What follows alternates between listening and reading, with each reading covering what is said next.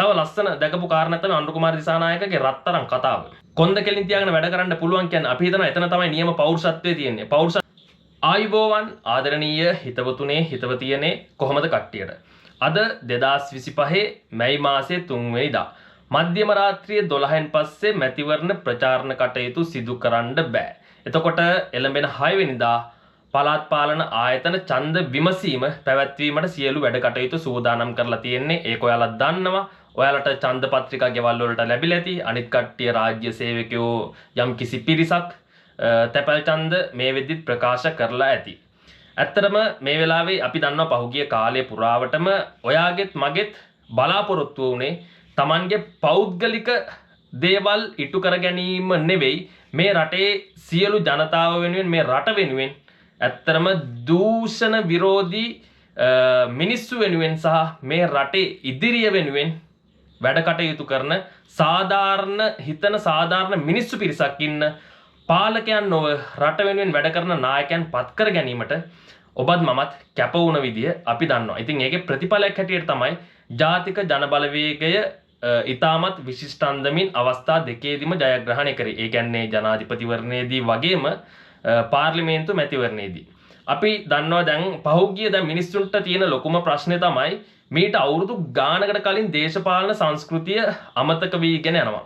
ඒක අමතක වෙලා යන්න දෙන්නේ නැතුව අනිත් පැත්තේ හැබැයි මතක් කරන වැඩේ කරගෙන යන්නේ ඒ කට්ටියම තමයි. අපි දන්නවා දැන් සජබේ සහ අනිත් පක්ෂවල ඔය අනුර කුමාර දිසානායක ජනාධිපතිවරයා සිරස වැඩසටහනට ඇවිල්ලා ප්‍රකාශ කරා වගේම එයාලට කියන්න දෙයක් නැහැ. එයාලගේ පක්ෂයක් නැහැ. නිසි නායකත්වයක් දරන්න සුදුසු කෙනෙක් ඒ පක්ෂයක් තුල නැහැ. හැබැයි ඉන්න කට්ටියට සමහරට අවස්ථාව දෙන්නේ නැහැ. ඉතින් ඒකින්දා අභියෝගයක් නැහැ කියන කතාව අනුර කුමාර දිසානායක ජනාධිපතිවරයා කියනවා.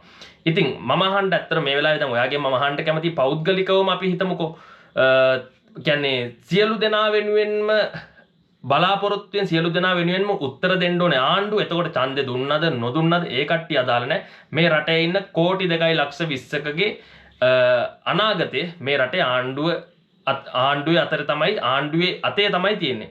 ඉතින් ඒ හේතුව හින්දා මම අහන්න කැමති ඇත්තරම මේ ආණ්ඩුව සහ යල්පැන ගිය ආණ්ඩුව මේ රටට කරපු සේවාව සහ මේ රට ආගාදයට වට්ටලා දාලා නැවත ප්‍රකෘතිමත් වීගෙන එද්දි මේ මාස කිහිපය ඇතුළත කරපු ප්‍රමාණය ප්‍රමාණවත්ද නැද්ද කියන දේ ඔයාගෙන් අහන්න පුළුවන්. මොකද අපිට එක පැත්තකින් විශ්වාස කරන්න මේ ආණ්ඩුව විශ්වාස කරන්න විශේෂයෙන් ජනාධිපතිවරයා විශ්වාස කරන්න හේතු කාරණා ගොඩක් තියෙනවා.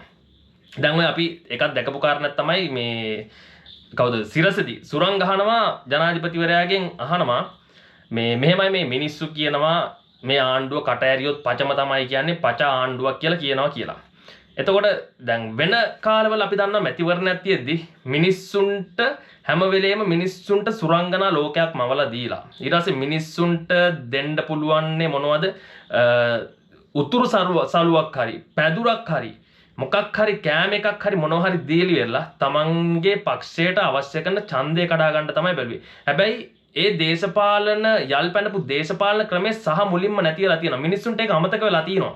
ඒ අමතක උනේ එකෙන් මිනිස්සු සාමාන්‍යයෙන් තමන්ගේ తాවකාලික තෘප්තිය වෙනුවෙන් මොකක් හරි කවුරු හරි පක්ෂයකින් ඇවිල්ලා මොන හරි දෙයක් දෙනවා කිව්වොත් හරි මොන හරි දෙයක් දුන්නොත් හරි ඒ පක්ෂයට ඡන්දය දෙන්න පෙළඹිලා හිටියා. හැබැයි මේ දේශපාලන සංස්කෘතිය සම්පූර්ණයෙන්ම නතර වෙලා තිබ්බා. මොකද අපිට මතකයි මහමැතිවරණයේදී පුළුවන් තරම් ওই විපක්ෂවල හිටපු අය මිනිස්සුන්ට හාල් මිටි පිටින් හාල් කිලෝ 10 5 බෑග් පිටින් දීලා අරක දීලා මේක දීලා ඊට පස්සේ ඉස්කෝල් වලට බස් අනම්මනම් දීලා මාර ආතල් එකක් දීලා ඡන්දය ගන්න බැලුවා.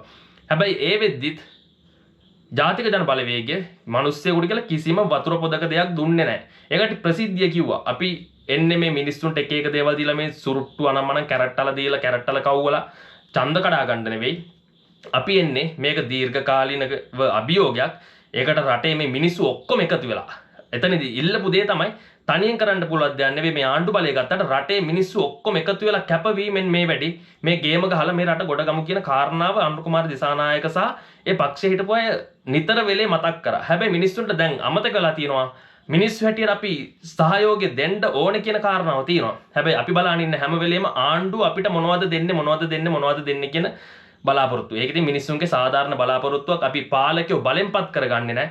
ඒ කට්ටිය ඇවිල්ලා ඉල්ලනවා ඒ කට්ටියට කරන්න පුළුවන් කියන ප්‍රතිපත්ති ටික දෙනවා. අපි ඒ ප්‍රතිපත්ති කියවලා බලනවා හරි නැතුව හරි නැත්නම් අනිත් මිනිස්සු ඡන්දය දෙනවට හරි අපි මේ මිනිස්සුන්ට ඡන්දය දෙනවා. ඉතින් ඒකින්ද අපි ඒ වගේ කොහොම හරි දැන් මේ වෙද්දි දූෂණ විරෝධී දූෂණයක් නැති හොරකමක් නැති වංචාවක් නැති මිනිස්සුන්ගේ අබමල් රේණුවක දෙයක් හොරකම් කරන්නේ නැති වංචා කරන්නේ නැති අපි ආණ්ඩුව පත් කරලා තියෙනවා. ඒකෙදි අර පච කියන ආණ්ඩුවලට අනුර කුමාර දිසානායක ලස්සන උත්තරයක් දුන්නා. අපි හිතන්නේ ඒක බැලුවේ නැත්නම් මම ආයෙ කියන මොකද අනුර කුමාර දිසානායක සහෝදරයාගේ කටින් මේක අහනවා නම් බලපු නැති අයට ඒ කියන කාරණා ටික ඔයාලට පැහැදිලිව තේරෙයි. අනිත් කාරණාව තමයි දැන් මේ 6 වෙනිදා මැතිවරණයක් තියෙනවා. පළාත් පාලන මැතිවරණය. ඒ මැතිවරණය කිට්ටු කරගෙන මාධ්‍ය ලක්ෂයකට ආසන්න ප්‍රමාණයක් හරි ඊට වඩා වැඩි ප්‍රමාණයක් දැන් හැබැයි වැඩසටහන බලලා තිනවා. ලක්ෂයක් විතර ඉන්න තැන අනුර කුමාර දිසානායකෙන් අහන ලයිට් බිලට විදුලි බිලට මොකද වෙන්නේ කියලා. ඔව් කියනවා ලයිට් බිල වැඩි වෙනවා. පොඩි ගාණක් කියන්නේ අර සැලකිය යුතු ගාණකින් නෙවෙයි.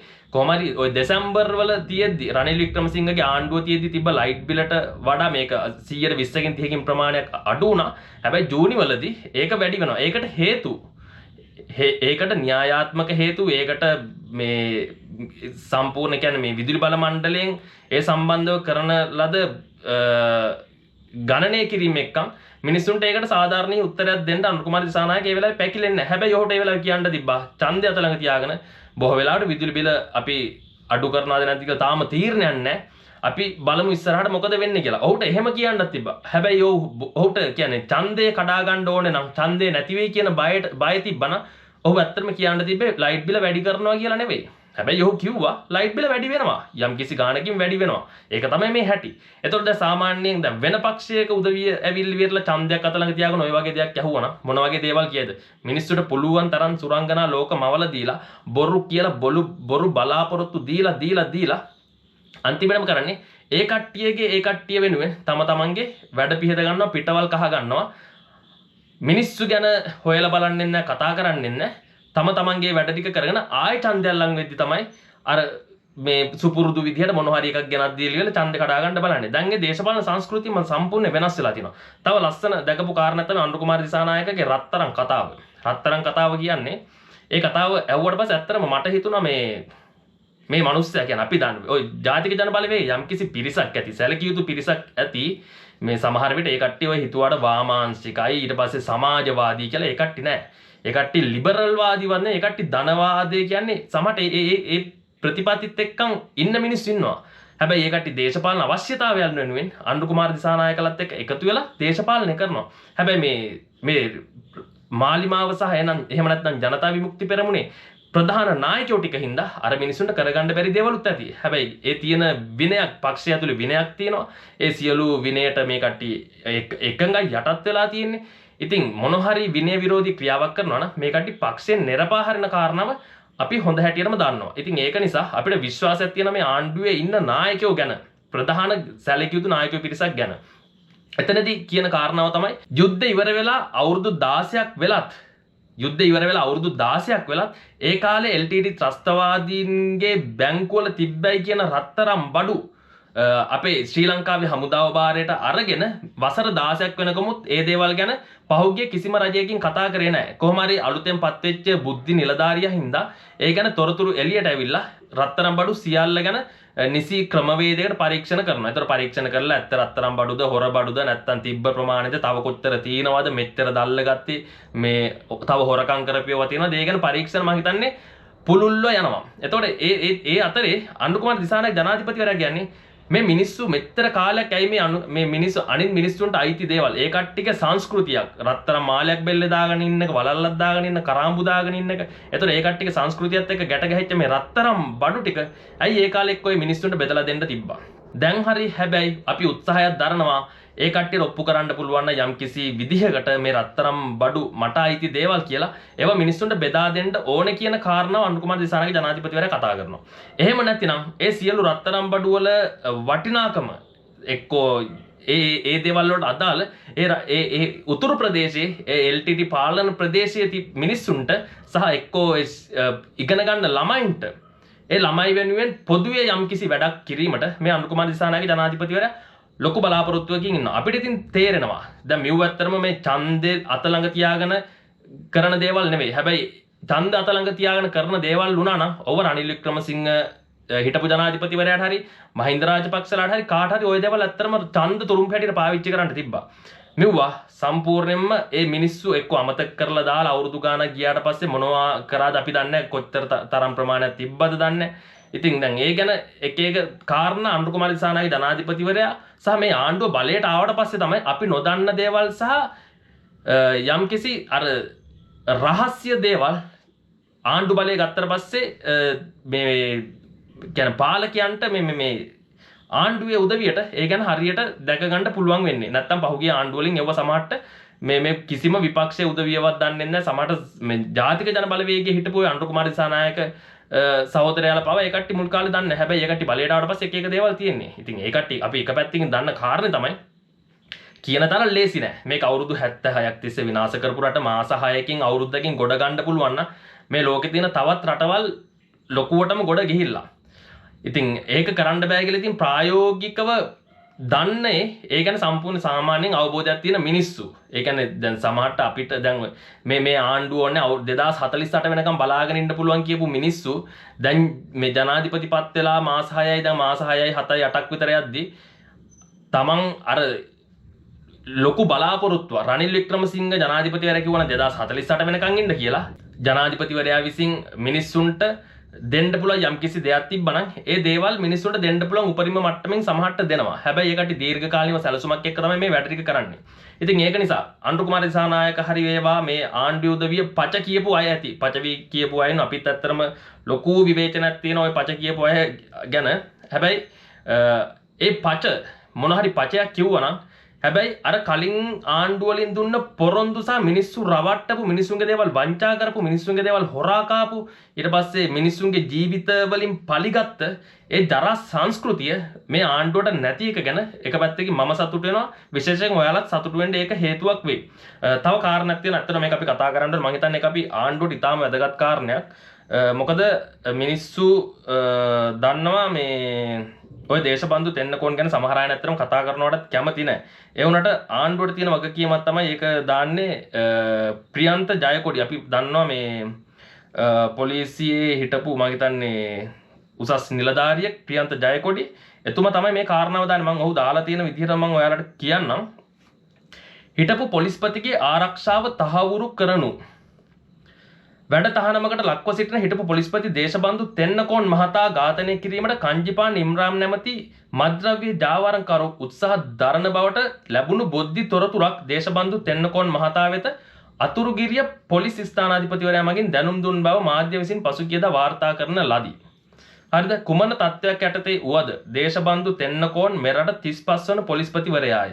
එබැවින් ඔහුගේ ජීවිතයට පාතාල අපරාධකරුවන්ගෙන් තර්ජන එල්ල වී ඇතනම් එම තර්ජන නිසි පරිදි හඳුනාගෙන ඒවා නිෂ්ක්‍රීය කිරීමටත් එම අපරාධකරුවන් වහම නීති හමුවට කැඳවීමටත් ශ්‍රී ලංකා පොලිසිය වෙත පැවරෙන ශුද්ධ වූ වගකීමක් බව දැඩි ලෙස අවධාරණය කර සිටිමු. දේශබන්දු තෙන්නකෝන් පොලිස්පති තනතුරේ රාජකාරී කිරීමට ප්‍රථම ඔහු පොලිස් අධිකාරී තනතුරේ සේවය කළ අවදියේ පටන් සංවිධානාත්මක අපරාධකරුවන් මෙන්ම මද්ද්‍රව්‍ය ජාවාරම්කරුවන් අත්අඩංගුවට ගැනීමට සක්‍රීය ලෙස දායක වූ නිලධාරියෙකු බව අපට කිසිසේත් බැහැර කළ හැකි කරුණක් නොවේ. මේ කියන්නේ ප්‍රියන්ත ජයකොඩි අර මේ ජ්‍යෙෂ්ඨ පොලිස් නිලධාරී ඉවරෙක්. මම හිතන්නේ විශ්‍රාම ගිහිල්ලා ඉන්නේ. පාතාල අපරාධකරුවන් වෙතින් ඔහුට මරණ තර්ජන එල්ලවීමට ප්‍රධාන හේතුව වී ඇත්තේද මෙම මර්ධන කටයුතු විනා වෙනත් කිසිවක් නොවන බවද ඉඳුරාම පැහැදිලිය. දේශබන්දු තෙන්නකෝන් නීති විරෝධී ලෙස ක්‍රියා කර ඇතනම් ඒ සඳහා ඔහුට හිමි දඬුවම් පැමිණවීම කළ යුත්තේ මෙරට උත්තරීතර අධිකරණයෙන් මිස කංජිපාන් ඉම්රාන් හෝ වෙනත් පාතාල අපරාධකාරයෙකු විසින් නොවේ. ඒ කතාව ඇත්ත. අපි දන්නවා පාතාල අපරාධකාරයෙක් වේවා මොන හෝ අපරාධකාරයෙක් වේවා අත්අඩංගුවට අරගෙන නීතිය ක්‍රියාත්මක කළ අධිකරණය මගින් යම්කිසි දඬුවමක් දෙනවා හැරෙන්න ඒවට පොලිසියටවත් සහ වෙන කිසිම පුද්ගලයෙකුට අධිකරණය හැරුණම වෙන කිසිදු පුද්ගලයෙකුට මිනිසෙකුට දඬුවම් දීමට කිසිම අයිතියක් නැහැ. අපි ඒ වෙනුවෙන් සම්පූර්ණයෙන් විරුද්ධ වෙනවා. මා කිසිදා සේවයේ යෙදී සිටියේදී මෙන්ම විශ්‍රාම කාලය තුලදීද දේශබන්දු සරණං ගච්ඡාමියයි පැවසු පොලිස් නිලධාරියෙකු නොවෙමි. අපි ඒක දන්නවා. ඔහු පොලිස්පති පදවියට රනිල් වික්‍රමසිංහ විසින් අනීතික ලෙස පත් කිරීම සූදානමක් පැවති අවස්ථාවේ එයට විරුද්ධව ජනාධිපතිවරයා වෙත යවන ලද විවෘත සංදේශයට අත්සන් කළ සේවයේ යෙදී සිටින හෝ විශ්‍රාමයේ එකම පොලිස් නිලධාරියා වූයේ මා පමණි. එහෙත් මෙවැනි අවස්ථාවක එවැනි නිලධාරියෙකු වෙනුවෙන් හඬක් නැගීමට සිදුව ඇත්තේ එවැනි අවාසනාවන්ත සිදුවීමක් හේතුවෙන් රටේ නීතියේ ආධිපත්‍ය කෙලසීමටත් විශේෂයෙන්ම කුමන හෝ අභියෝගයක් හෝ විවේචන චෝදනා මැද වුවද මෙරට නීති හා සාමය සුරැකීමට සිටින ප්‍රධානතම ආයතනය වන ශ්‍රී ලංකා පොලිසිය වෙත කලාපීය මෙන්ම ජාත්‍යන්තරවද එල්ල විය හැකි අපකීර්තිය සහ ඒ තුළින් මතුවිය හැකි නීතියේ ආධිපත්‍ය වල්වැදීමේ තත්ත්වයක් මෙරට ඇතිවීම වළක්වා ගැනීම සඳහා ඒ කාරණාව අපි එකඟයි. එබැවින් මෙම තත්ත්වය සම්බන්ධව නීතිය සහ සාමය විෂයභාර අමාත්‍යවරයා මෙන්ම විශේෂයෙන්ම වර්තමාන වැඩබලන පොලිස්පතිවරයාගේ දැඩි අවධානය යොමු වනු ඇතැයි බලාපොරොත්තු වෙමි. ඒ කාරණාව වෙන එක හොඳයි. මොකද අවස්ථා කීපයකදී අපි දැක්කා අධිකරණයෙන් සහ අධිකරණයෙන් දඬුවම් පමුණුවන්න කලින් පොලිසිය ඇතුලේ දඬුවම් පමුණපු අවස්ථාව අපි දැකලා තියෙනවා. ඒ විතරක් නෙවෙයි. දැන් ඒ වගේ කාරණා අපි ගොඩක් දැක්ක. ඒ වගේ දේවල් ගත්තාම අපි හිතනවා මේ ආණ්ඩුවට ඒව හොඳ නැහැ. මේ ආණ්ඩුවට ඒව හොඳ නැහැ. මොකද තව අවුරුදු 2කමාරකින් 3කින් නැවත ආපහු ජනාධිපතිවරණයකට ෆයිට් කරන්න පුළුවන් මහමැතිවරණයකට. එතකොට එතනදී මේ ආණ්ඩුවට ඕන තරම් විරුද්ධව කතා කරන්න කාරණා තියෙනවා. එතකොට කියන්නේ විපක්ෂයට. හැබැයි මේ කට්ටියට හැබැයි මේ කතා කරන්න තියෙන දේවල් කියන්නේ කරපුවා විතරයි හැබැයි කරන්න වෙන්නේ. මේ කියන්න වෙන්නේ හැබැයි අර පහුගිය අවුරුදු ගාන අවුරුදු 75 තිස්සේ කරපු දේවල් නැවත නැවත අපිට මිනිස්සුන්ට ඕන නම් මේ ආණ්ඩුව විසින් කියයි මේ කියන්නේ මේ පවතින ආණ්ඩුව විසින්. හැබැයි මේ පාලන කාලය තුල මොන හරි දෙයක් වුණා නම් ඒව ඇත්තරම මේ ආණ්ඩුවට හොඳ නැහැ. ඒකින්ද නම කැත කරගන්නවා විනා කවුරු හෝ වේවා අධිකරණය මගින් නිසි දඬුවම් ලබා දෙන තුරු කිසිම කෙනෙකුට බෑ යම් කිසි මිනිස්සෙකුට දඬුවමක් ලබා දෙන්න. ඒ වගේම තමයි සබරගමු විශ්වවිද්‍යාලයේ සිදුවීමත් එක්කන් අපි දැන් අද දැක්ක නිවුස් එක ජපුරේ ජයවර්ධනපුර විශ්වවිද්‍යාලයේ සිසුවෙකුට රැගින් වලට කියන්නේ නවක වදයට විරුද්ධ වුණා කියලා පහර දීලා තියෙනවා. ඉතින් ඒ විරුද්ධ වුණ එකට ඇත්තටම මේ අපි පහර දුන්න එක ගැන මේ වෙද්දි මම හිතන්නේ ඒකට නීතිමය ක්‍රියාමාර්ග අරගන්නවා. අපි ඒ තරුණයාට ඒ සිසුවට සැලුට් කරන්න ඕනේ. අනිවාර්යෙන් හොඳම දේ තමයි නවක වදයේ තියෙන තැන විරුද්ධ වෙන්න ඕනේ. කොන්ද කෙලින් තියාගෙන විරුද්ධ වෙන්න ඕනේ. ඒතකොට පෞරුෂත්වය හදනවා කියන්නේ නවක වදයට ගිහිල්ලා නවක වදයෙන් එක්ක ජීවිත වලින් බන්දි ගෙවලා ඒ කට්ටියගේ බලාපොරොත්තු සියල්ල නතර වෙලා එන්නේ ඒ වගේ දෙයක් වෙන්න කලින් කොන්ද කෙලින් තියාගෙන වැඩ කරන්න පුළුවන් කියන්නේ අපි හිතනවා එතන තමයි නියම පෞරුෂත්වයේ තියෙන්නේ. පෞරුෂත්වයේ තියෙන්නේ මේ නවක වදයේ පනවන අයට විරුද්ධව නැගී හිටින පුද්ගලයන් අතර විනා නවක වදයෙන් පීඩාවට සහ හිංසනයට ලක්වන අය අතරින් අපි හිතන්නේ පෞරුෂත්වයක් වර්ධනය වෙයි කියලා. ඉතින් ඒක නිසා අපි කියන්නේ නවක වදයේ කොතනද තියෙන්නේ එතනින් ඒකට විරුද්ධව නැගී හිටින්න අපිට පුළුවන් සහයෝගයක් දෙන්නම්. අපි දන්නවා ඒ වෙනුවෙන් මේ ලංකාවේ මිනිස්සු පවා හැම වෙලේම නවක වදයට විරුද්ධව තමයි ඉන්නේ. ඒ කියන්නේ සුළු පිරිසකට Tamanගේ ආතල් එක තමන්ට අවධානය ගන්න වෙනත් ඔය කාන්තාවන් ඊට පස්සේ තරුණයන් ඉස්සරහා මම පොරයයි කියා ගන්න සහ නැත්තම් මම මාර කෑල්ලක් වගේ කතාවල් මේ තමන්ට මේ නිකන් අර ආරූඪ කරගන්න උත්සාහයක් දරනවා නම් ඒවට විරුද්ධ වෙන තැන තමයි අපි කියන්නේ එතන තමයි නියම පෞරුෂත්වය හැදෙන්නේ. නැත්තම් එක කාගෙන්වත් පීඩාවට හිංසනයට ලක් වෙන්න ඕනේ නැහැ. එහෙනම් ගිහිල්ලා හැමෝටම ජය වේවා.